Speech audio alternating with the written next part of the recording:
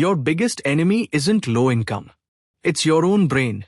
And most of the time, you don't even notice it happening. You plan to save more. But something always comes up. You plan to invest.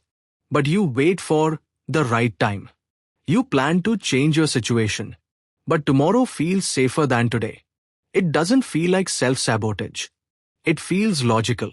That's the problem. Your brain is designed for survival, not growth. Anything unfamiliar feels risky. Anything risky feels dangerous. Even when the danger is imaginary.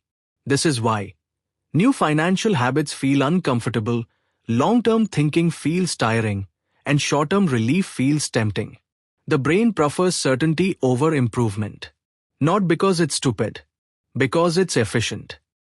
Financial growth requires delayed rewards, uncertainty, and patience without feedback.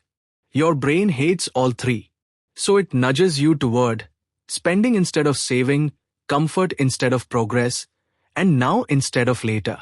Most people don't consciously choose bad money decisions. Their brain chooses familiarity for them. Once you see how your brain works, money decisions stop feeling random. You realize most setbacks aren't mistakes. They're automatic responses.